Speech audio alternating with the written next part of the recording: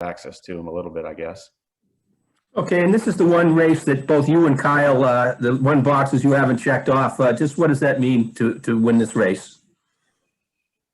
It'd be huge, obviously, we've been trying for a long time. It's a tough race to win. We've been really close. I think for us, just trying to figure out how to be better at speedway racing in general is something that we've really worked on over the last handful of years, and I feel like we've made some gains there for sure, but still not really getting the results we want. So still working hard on it, and I think for us the biggest thing is trying to figure out a way to get to the end of the race, and then that's the biggest thing. I feel like every time we make it to the end of one of these speedway races, we're in the hunt and we have a chance.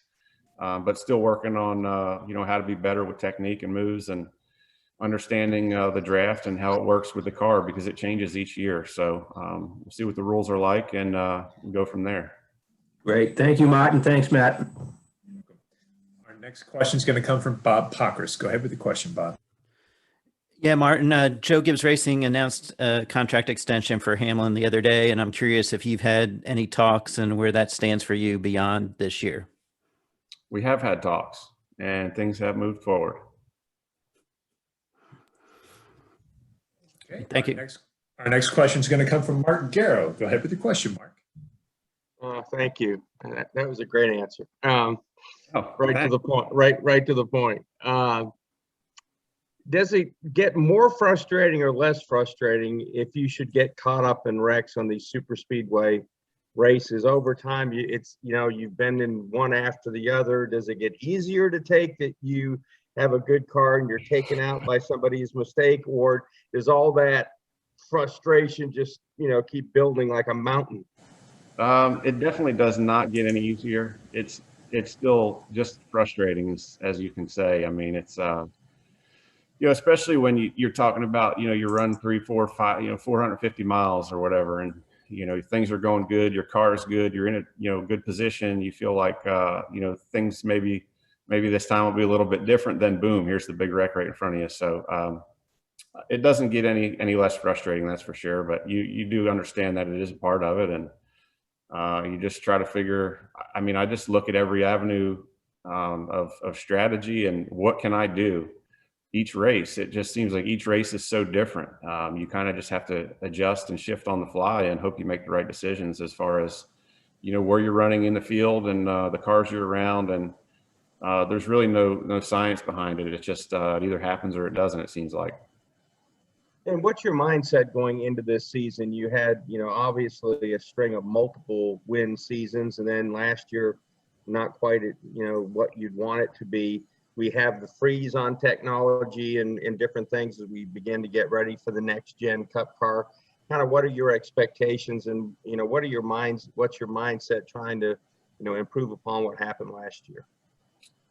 Yeah, I mean, I'm optimistic that we'll have a better season. I think last year we had a lot of near misses, we had a lot of tough breaks, a lot of great race cars along the way, and in some obviously some races where we were off and we didn't do the job as well as we should have or needed to. So I think last year there was a lot of unique challenges without having practice, and that's probably one of the biggest things I think that hurt us, especially the first half of the year when we came back from the first COVID shutdown. And I felt like throughout the season we got better and better at that, and towards the end of the year I feel like we were right where we needed to be, and we really had a strong playoffs. We just we had a couple near misses there, and obviously the Darlington crash, and then the loose wheel at Martinsville while leading, feeling like we were in position to go to the Final Four. So there was a lot of opportunities last year for us to have a great season. We came up short on a lot of those little key areas and maybe decisions or little mistakes along the way and things like that. So we're all looking at trying to get better, and I think part of our sport is how do you get better all the time, and that's really what you're looking at. So we understand some things we could have done better, and hopefully we'll find some speed in our race cars as well this year, going into the season, and we can put it all together. This final quick question: the second race of the year now is the road course again at Daytona. After you guys ran it last year, what kind of race do you expect this time? I expect it to be a good race. I mean, really fun track. I felt like it was well suited for our cars, and I think going back here with the lower downforce package and a softer tire is going to make the racing even better. So I really enjoyed it. I felt like it was a fun race, and it was pretty unique to go there for the first time, really, and not have any practice on a road course like that. So I thought everybody did a really good job, and it was a fun race. So going there for the clash under the lights with no points on the line, it should be a heck of a show. Thank you. Our next question is going to come from Zach Sterniello. Go ahead with your question, Zach. Martin, you've been around the sport a long time. There's a lot of new on the doorstep ahead of this season. Do you feel, from your perspective, that we're kind of on the doorstep of a new era in the sport? And as a follow-up, obviously this is going to be the first year in a long time without Jimmy Johnson on the track, and now that leaves Kyle Busch as the lone multi-time champion. Do you feel like yourself and other veteran drivers maybe have to take on a different role in his absence? That's a good question. I don't know that you ever really take on a different role in the sport. I think you are who you are, and you try to be true to yourself and true to your fans, and do what's best for the sport. I think obviously Jimmy was a great champion, a legend. If you look at 7 championships, so that's not a guy you just replace. I think somebody will probably step up and maybe be a bigger voice or a bigger personality for the sport, but you don't really replace guys like that. So with that said, we're going to miss Jimmy for sure on the racetrack. Our next question will come from Chase Holden. Go ahead with the question, Chase.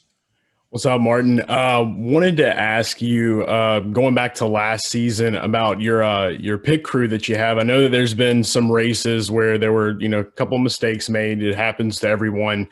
Going into this year, have there been any new changes to your pit crew, any new additions, and have you guys been in good communication in the offseason? Yeah, we definitely had a tough year as far as that went last year. It seemed like we had a really good group of guys, and they really came together, late in the season and had an outstanding playoffs. And then just unfortunately, the one mistake they made was in the biggest time. It was when we needed to win that race to go to the Final Four. So that was unfortunate, but they did a great job really all year. We do have one change. One guy left for a different organization, and we had to make that change. So James feels really confident in what they've been able to do in practice, and we'll see what happens when we get to the racetrack. Heck yeah. Another question that I had for you goes into preparation. You might not get asked this a lot. What kind of music are you listening to these days, and what's one song that you like to get you pumped up before you get in the car? I mostly listen to country. I'm a big country music fan. And I'll be honest with you, I don't really listen to music before I get in the car. So I guess nothing really plays into that. Fair enough, man. Thanks, and best of luck this season. Yeah, thank you. Our next question will come from Matt Weaver. Go ahead with the question, Matt. Hey, Martin. Thanks for the time today.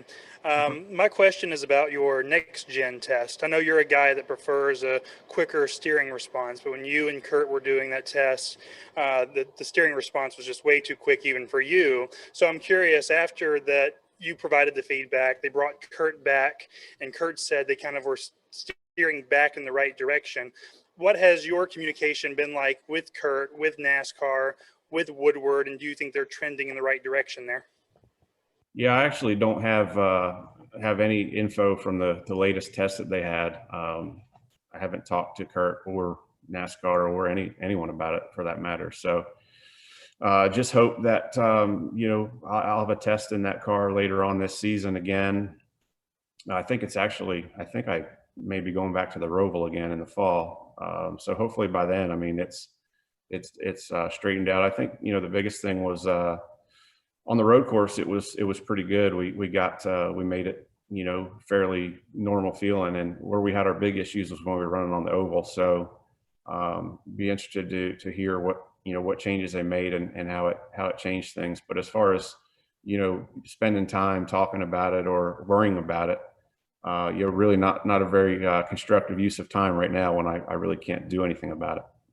For sure. And a follow-up there, it's still a new car, it's a new platform, so it's a work in progress, but kind of all told, what do you think the car should be? What do you want it to race like? What do you want to see it eventually evolve into over time?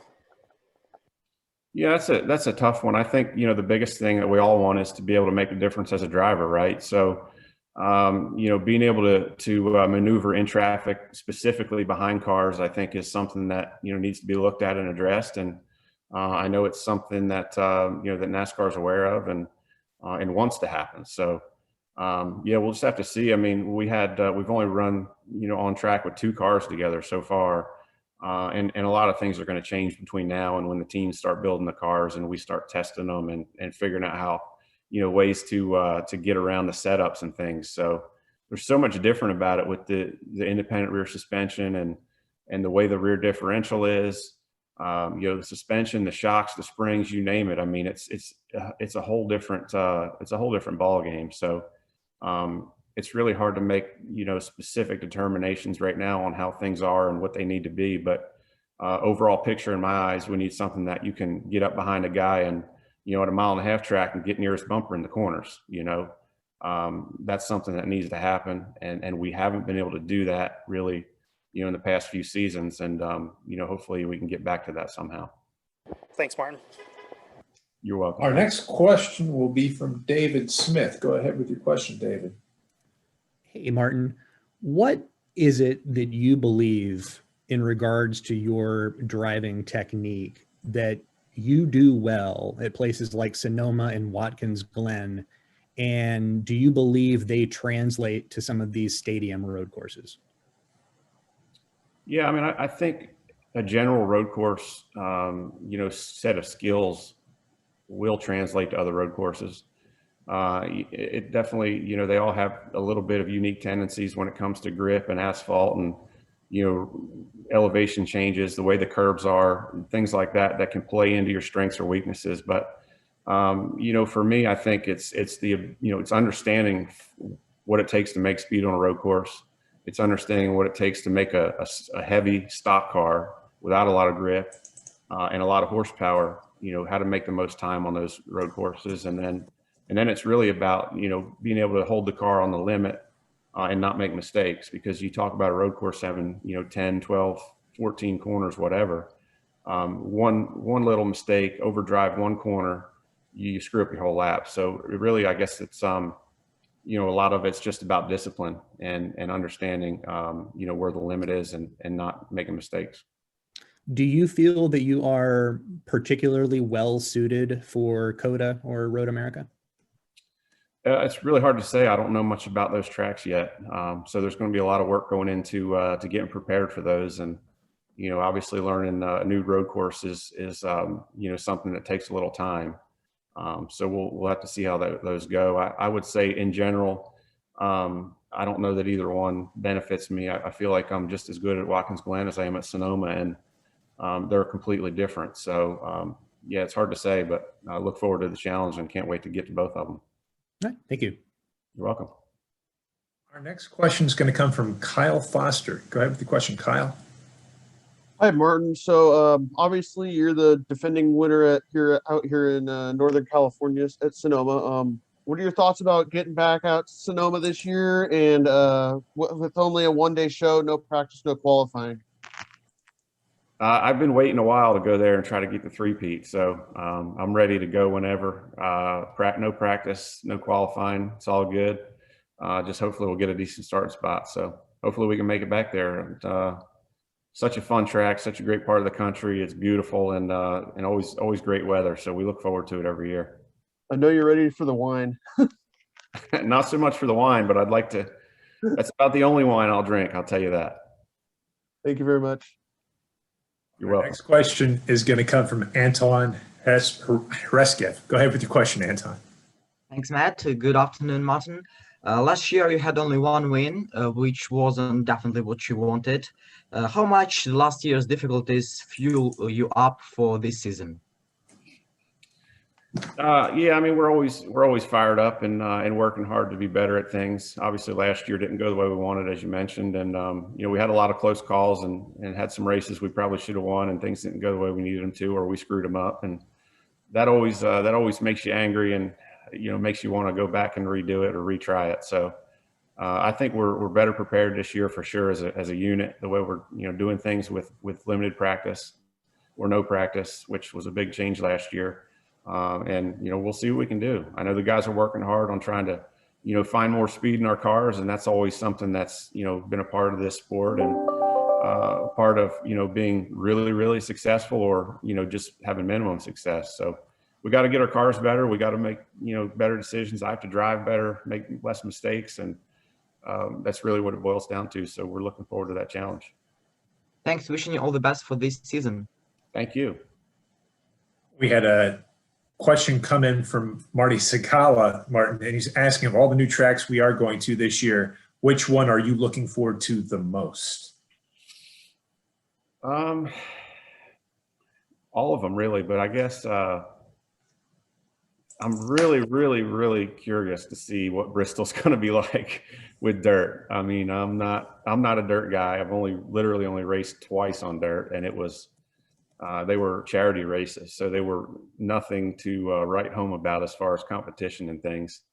But it's Bristol has been a tough track for me and for us over the years to try to figure out, and I don't know that it could be any more difficult being dirt. So I look forward to that one just to see what it's going to be like more than anything.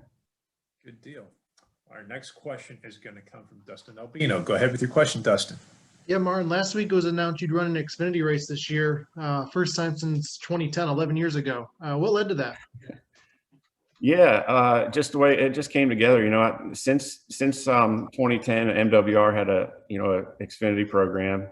I really haven't had a lot of opportunities just because the teams I was with didn't have Xfinity programs. And then obviously the last 2 years being at JGR, they have one.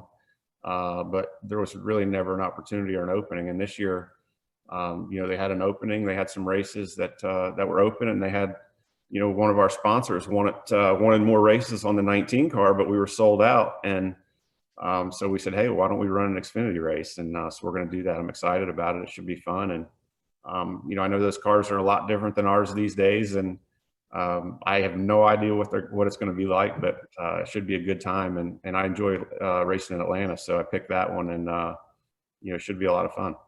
Cool. Thank you. You're welcome. Next question will come from Davey Segal. Go ahead with your question, Davey. Hey, Martin, kind of staying in that same vein, I know your little brother Ryan's going to be running a full truck schedule this year, and you've told me before that you get pretty neurotic watching him race. So what's that going to be like watching him on a full-time basis this year in trucks? It's gotten better over the years, and when he's in something full-time, it seems to be not as stressful to watch, because I understand, in years past when he's got a limited schedule, he's only got a handful of races, and understanding that, he really needs to have a couple good showings to, make something out of it. So, that's been tough, but excited for him, obviously, to get a full-time ride, and hopefully he's got a good group of guys around him where they can go to work and figure out how to, find some speed, find some success, and, look forward to watching for sure. Cool. Thank you. You're welcome. Thank you. Our next question will come from Kyle McFadden. Go ahead with your question, Kyle. Hey, Martin, just with Chase Elliott and some other Cup drivers kind of branching out and running some grassroots and some other disciplines of racing, have you thought about maybe doing the same? I know you said you've only ran like 2 races on dirt before. And then with that, how important is it for Cup drivers to race at the grassroots level for your personal branding and then also for the growth of NASCAR? It's a loaded question. I have thought a lot about doing other races, and actually was planning on this past season going back and going back to my home track at Wall Stadium and racing the Turkey Derby in a modified, and it got canceled a few weeks before the event as I was talking to a buddy about running a car. So yeah, I mean, I think it's definitely important. I think it's a big part of it seems like it was a common occurrence back in the day that guys were going to local tracks and running things like that, and running different kind of races. And for me, I just haven't had a lot of opportunities to do that over the years. And with our schedules the way they've been, it's been crazy. And I think now things have kind of settled down with with as far as schedules go, and we've had more time, to do other things. And the hard part, there's less tracks, there's less cars, there's less opportunities. I think when you really look at the big picture, and having Cup drivers going to those tracks, I think is huge. It's a great thing. It's something I wish I had done more of, or have done more of, and definitely look forward to trying to maybe look at some of those things in the future for sure. Our next question will come from Ashley McCubbin. Go ahead with your question, Ashley. Martin, looking back on last season, what do you feel you guys need to improve on to be even stronger this year? Yeah, I mean, I think, looking at last season, there's a lot of areas where we're, trying to do better, trying to be more, better prepared and make better decisions. In our sport, it's ever changing with the rules and the tracks now this year, obviously, tires, all those things. So, you got to be prepared to make, big decisions and have confidence in them is really what it boils down to. I think for me personally, just trying to, figure out certain tracks a little bit better. Definitely the 550 package is still something that's not, been the best thing for me personally, and trying to figure out little things to do better there. So we really look at everything to answer your question, every single, piece of our program. And it goes back to mentioning earlier with, trying to find more speed in our cars. That's always number one. Everybody's, always trying to do that. You make your cars better, everything becomes a little bit easier. But really, top to bottom, we look at it all. And I think James has a, list of things that they've been working on. I've got a list of things that I've been working on, and, brought in a change in spotter this year to try to be better at speedways, which is now, you look at the 550 package, it's basically speedway racing on restarts for a few laps. So things like that we've been working on trying to get better at. And, it's everything. It takes all of it to win these races. They're very difficult to win. And, we look at every avenue. And one of your strengths has been the road courses, as we see you up front at each of those events. With there being 7 of them on the schedule, what's been the secret to the success there for you?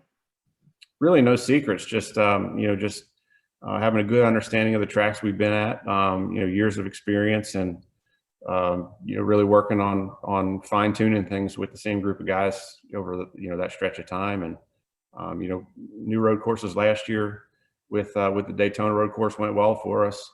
The Roval's kind of been a little bit up or down, but we seem to run pretty well there, also. Look forward to getting back to Sonoma and Watkins Glen, obviously.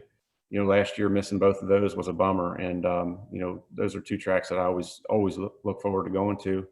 And then learning Road America and COTA is going to be a big challenge, and it's going to take a lot of extra work to get prepared for that. But, they both look like really neat, unique, fun tracks. And, I always look forward to a road course. Thank you. Thank you. Our next question will come from Mark Garrow. Go ahead with the question, Mark. Thank you. Just sort of following along on the road course vein, Martin, you at one point, everybody considered you the king of the road. Chase Elliott's on a roll right now when it comes to road course races. What do you see in him that has made him kind of lights out lately on the road courses? Yeah, I mean, he does a good job. Obviously, he understands the tracks. Does a good job of making a lot of speed and not making a lot of mistakes. And really, that's what it boils down to. On road courses, you have to push really hard, but you have to do it with discipline. And you have to understand your marks and be able to continually hit them. I think if you look back at the last 2 Watkins Glen races, we finished second to him in both of those, and arguably had the faster car, but couldn't make the pass for the win both times. And kind of got past on strategy. But when you look at what he was able to do, having pressure on for the last, 10, 15 laps of the race and not making that mistake, that's what it takes lap after lap. And obviously they've really got a hold on the Roval track where it seems like a lot faster than everybody else. So they got it going on with their setups. They got, the cars figured out to drive the way he likes them. And obviously he does an incredible job of driving them. So I'm excited to compete with him again this year on the road courses. And, I know we'll be probably both near the front at some point in time, and look forward to racing with him. Now, at one point, everybody studied you, and Chase Elliott is in that group to go, okay, how do I get better on these road courses? Do you look at anything Chase is doing? You have all the data to look at. Do you study him, or you just go like, no, we've got a good program and we just got to have a break or two go our way? No, you're always looking, Mark. I mean, it's, you know, these days with SMT and all the data we get, I mean, you can see exactly, you know, how they're doing it, or, you know, exactly what they're doing on the track. You can't really see how they make it happen, but you can definitely learn from watching. And anytime you're getting beat, you're looking at what somebody's doing. It doesn't matter if they've won 100 races or one race. You know, if you're getting beat these days, you're looking at how they did it and how they beat you. Thank you. You're welcome. And our final question will come from Tucker. Go ahead with your question, Tucker. Thank you. Martin, as we've seen over the last few years, especially last season, the driver who performs best over the course of the season doesn't necessarily make the championship round or even win the title. And given how much luck plays into making the championship race and even winning the title, how are the playoffs a good method of deciding a champion, especially when leagues like IndyCar and Formula One decide theirs via a season-long points format? Well, I mean, I think, you know, this is a difficult sport. It's hard to win a single race, let alone, you know, 1 out of 3, you know, in each round. But I think, you know what we're getting involved with. We know the schedule. We understand, you know, ahead of time what it is, and you know, so it is what it is. I mean, we're not here to make the decision on whether it's good or bad. We're here to, you know, figure out how to win it all. You know, certainly it's difficult when you have a great season, you win a ton of races, and you make the Final Four, or you know, and don't win the championship, or if you don't make the Final Four. It's difficult to have a great season and not get it done. But you know, at the end of the day, this is the challenge we're faced with, and you got to make the best of it. So, you know, at the end of the day, I guess the best team wins, no matter how they get there. All right, thank you. Spoken like a true champion. Martin, thank you for taking the time to join us, and good luck in the Daytona 500. Thank you very much. Appreciate y'all. Take care. We'll see you in a few days. Good deal. As a reminder, we will have